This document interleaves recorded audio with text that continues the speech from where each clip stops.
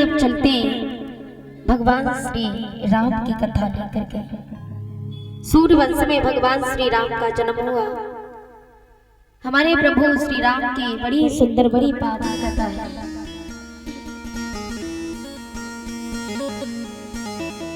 सुखदेव भगवान ने कहा कि सर्वप्रथम प्रभु श्री राम के पूर्वजों का नाम बताते हैं। उनके पूर्वजों का नाम ब्रह्मा के पुत्र हुए मारीच, मारीच के पुत्र हुए कश्यप, कश्यप के हुए विवस्वान, विवस्वान के हुए वेवस्थ मनु, वेवस्थ मनु के हुए इक्ष्वाक, इक्ष्वाक के पुत्र हुए कुची, कुची के हुए विकुची, विकुची के पुत्र हुए बाण, बाण के हुए अनरण्य, अनरण्य के पुत्र हुए प्रथु, प्रथु के हुए त्रशंकु, त्रशंकु महाराज के धुंधमार, धुंधमार के हुए यवनाश, यवनाश के पुत्र हुए मानधाता और मानधाता के पुत्र सुसंधि, सुसंधि के पुत्र हुए ध्रुव संधि, ध्रुव संधि के भरत, भरत के हुए असित, असित के पुत्र होते हैं सगर और सगर के पुत्र हुए अश्मंजस, अश्मंजस के हुए अंशुमान, अंशुमान के पुत्र हुए दिलीप, दिलीप के पुत्र हुए भागीरथ, भागीरथ के पुत्र हुए ककस्थ, ककस्थ के पुत्र हुए रघु,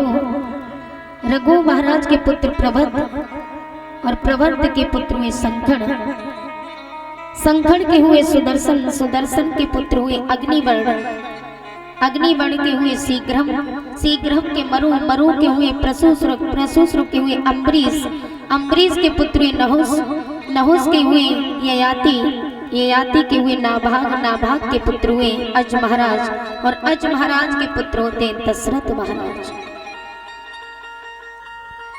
लेकिन यही दशरथ महाराज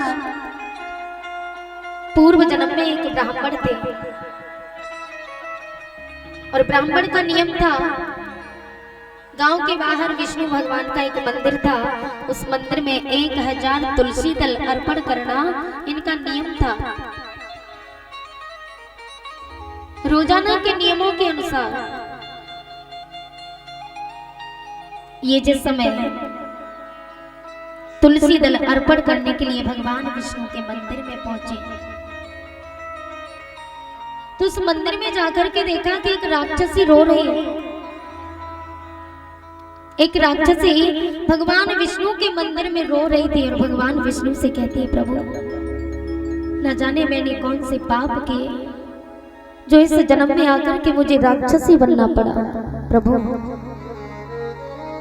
आप मेरा उद्धार कीजिए।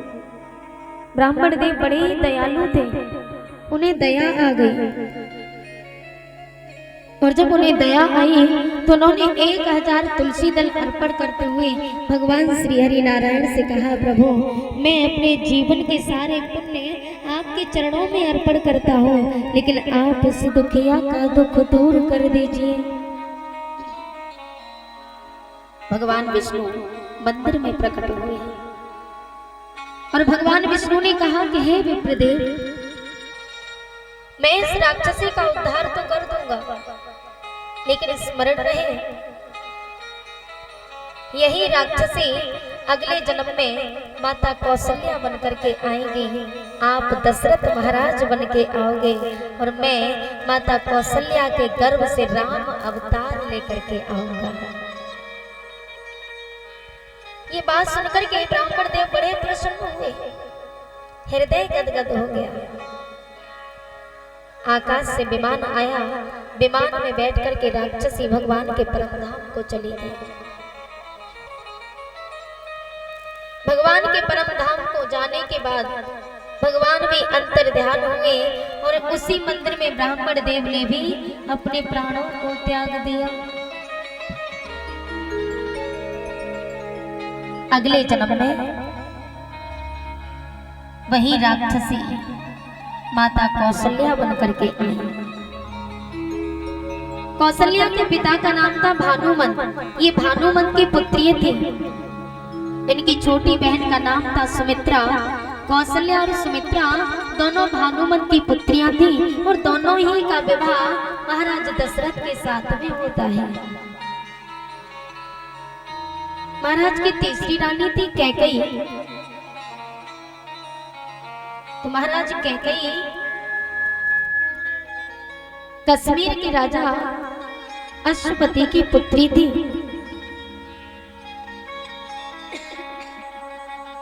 लेकिन ये कैकेयी पूर्व जन्म में भिक्षु नाम के ब्राह्मण थे, तब उनकी पत्नी थी कैकेयी। तब इनका नाम कलाहा था। तो ये कलाहा अपने पति से प्रेम नहीं करती थी, घृणा करती थी। तो इनके पति ने दूसरा विवाह कर लिया। कलाहा को सहन नहीं हुआ, मेरे होते हुए मेरे पति ने दूसरा विवाह कर लिया। क्रोध में आकर के कलाहा जहर खा करके मर जाती है। 4 जन्म तक अधोगति में पड़ी रही, जन्म ही नहीं मिला। 5वें जन्म में आकर के जन्म मिला। तब ये कश्मीर के राजा अश्वपति की पुत्री कैकेयी बन करके आई। तो प्यारे ये सोचो कि आत्महत्या करने से हमें जन्म तभी मिलेगा जब हमारी उम्र पूरी हो जाए, तो ऐसा नहीं है, कोई भरोसा नहीं। अधोगति में चले गए तो पड़े रहो, क्योंकि आपने भगवान को धोखा दिया है। भगवान ने सुंदर शरीर आपको दिया जीने के लिए, और आपने तत्क्षण में अपने इस शरीर को त्याग दिया, प्राणों को गवा दिया। भगवान को भी बुरा लगता है कि मैंने इतना सुंदर शरीर दिया, पशु पक्षी जानवर तड़पते हैं, तरसते हैं मनुष्य का तन पाने के लिए, और इसने एक क्षण में जरा से क्रोध में आकर के प्राणों को त्याग दिया। भगवान भी क्रोध के मारे उठा करके अधोगति में डाल देते। पड़े रहो, कोई भरोसा नहीं फिर कब जन्म मिले। आप ये सोचो कि उम्र पूरी हो जाए तब जन्म मिलेगा, तब तक आत्मा भटकती रहती, तो ऐसा नहीं है प्यारे, कोई भरोसा नहीं। कैकेयी के साथ क्या हुआ? जहर खा करके मर गई। 4 जन्म तक जन्म ही नहीं मिला, अधोगति में पड़ी रही। 5वें जन्म में आकर के जन्म मिला था। इसलिए प्यारे, आत्महत्या कभी करना मत भूल करके भी। थोड़ी देर का कष्ट है, थोड़ी देर की बात है। अरे घर में रहते तो झगड़ा हर किसी में होता है। इसका मतलब ये नहीं कि हम जिंदगी से मुख मोड़ लें। जीवन उसी को कहते हैं जो जीवन में संघर्ष करते हैं, और जिसके जीवन में संघर्ष ही नहीं उसका जीवन ही बेकार है। वो जीने का तरीका ही नहीं समझ पाता। जीने का तरीका हम तभी समझ पाते हैं जब हमारे जीवन में संघर्ष आते हैं, और हम उस संघर्ष को हम करते, सामना करते कठिनाइयों का। जीवन उसी को कहते हैं। जरा सी कठिनाई आने पर लोग मर जाते, प्राण त्याग देते, उसका तो जीवन जीवन ही नहीं है।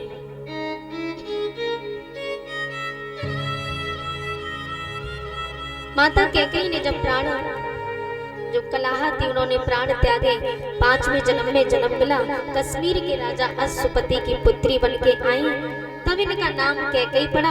और कैकेयी इतनी सुंदर थी, कौशल्या और सुमित्रा से सबसे सुंदर कैकेयी ही थी। महाराज दशरथ कैकेयी से बहुत प्रेम करते थे, लेकिन तीनों रानियां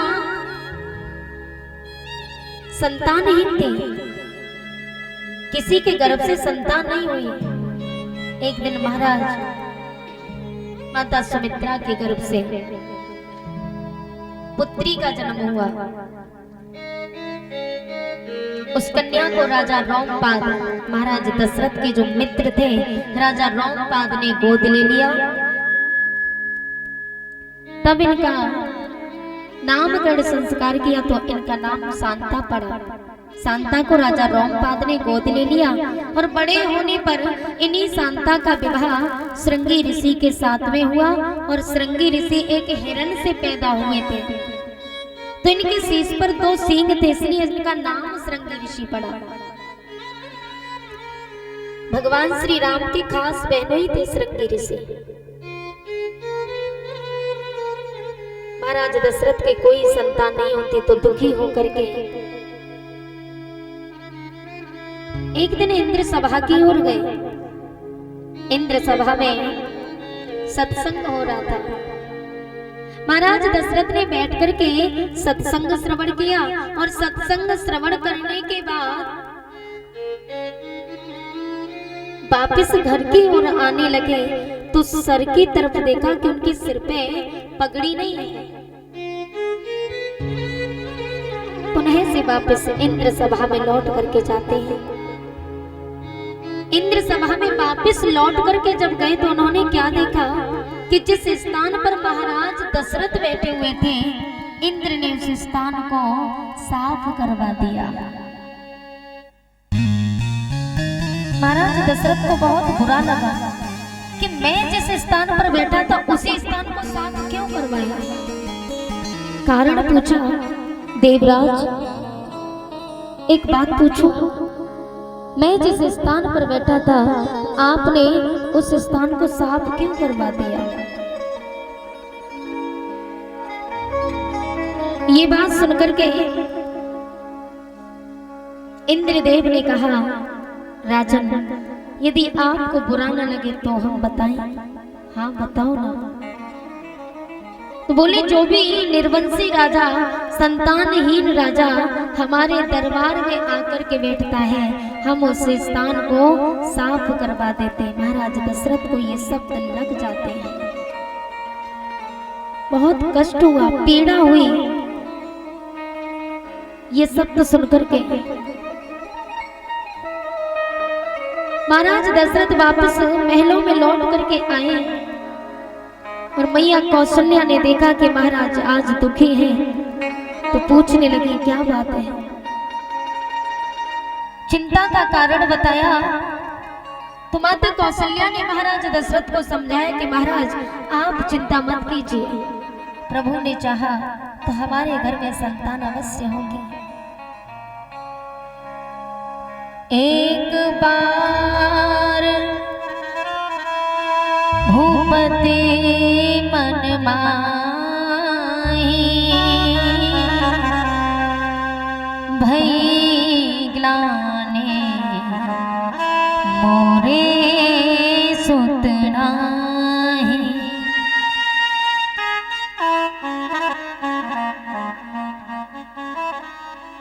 गुर ग्रह तुरंत गयो महिपाला,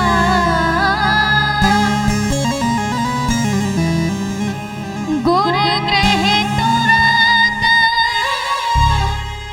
गयो महिपाला,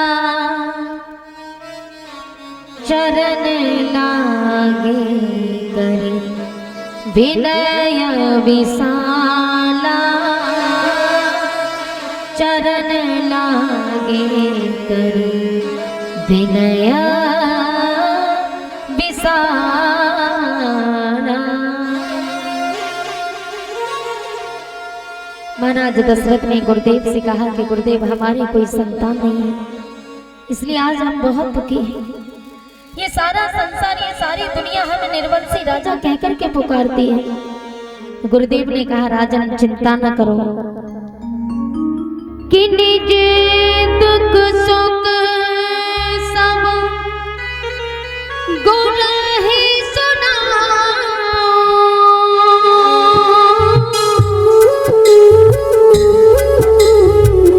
कहीं वशिष्ठ बहु विधि समझा।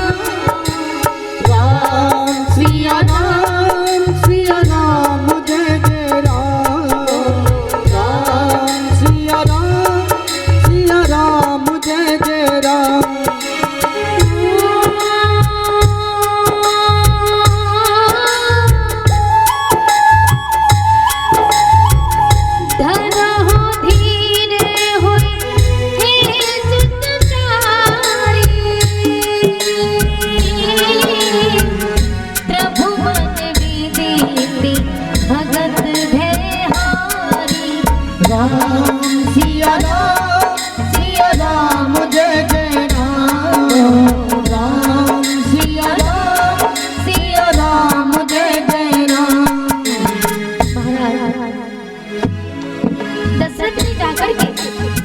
गुरुदेव के चरणों में गिर गए, हाथ जोड़ करके गुरुदेव से कहा कि गुरुदेव हमारे कोई भी संतान नहीं है, ये सारा संसार हमें निर्वंशी राजा कह के पुकारता है।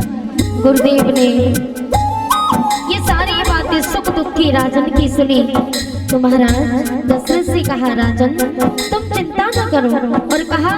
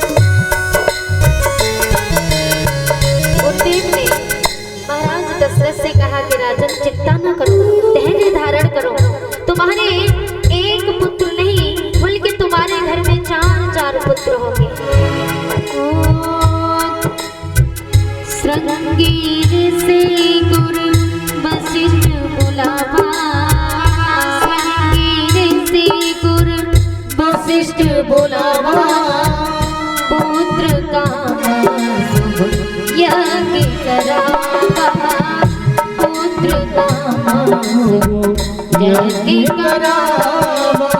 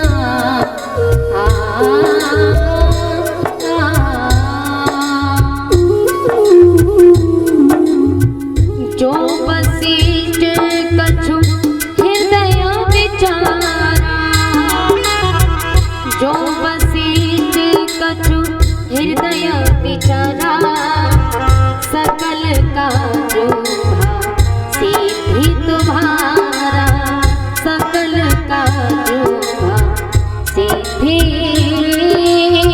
तुम्हारा।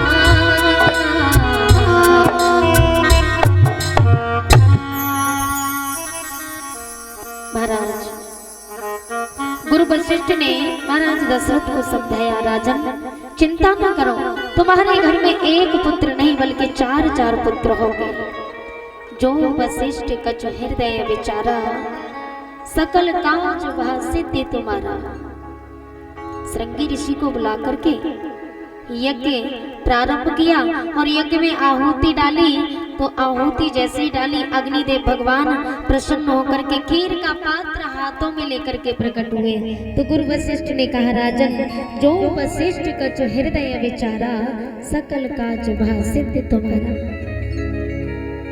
राजन तुम्हारा ये यज्ञ संपूर्ण हुआ, खीर का पात्र हाथों में लेकर के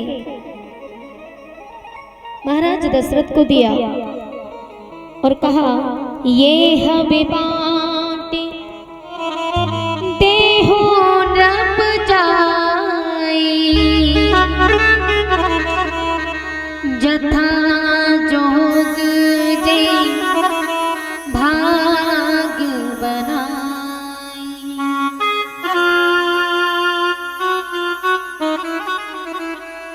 आधा आधा भाग करके अपनी तीनों रानियों को खिला देना।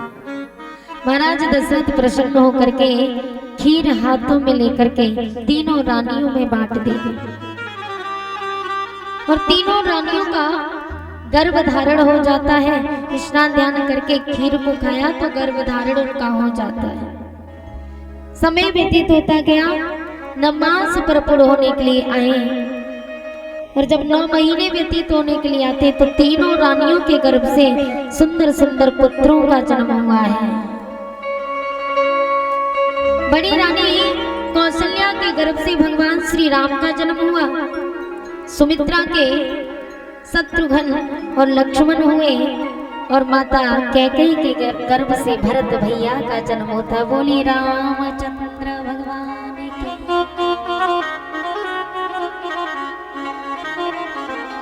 तो सभी भक्त ताली बजा करके बोलेंगे,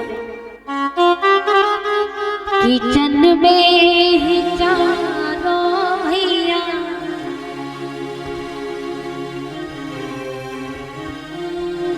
किचन में चारों भैया, अवध में बाजे बधैया। जन में चारों भैया, अवध में बाजे बधैया। बाजे बधैया हो बाजे बधैया। बाजे बधैया हाँ बाजे बधैया। बाजे बधैया हो बाजे बधैया। बाजे बधैया हाँ बाजे बधैया। जन में ही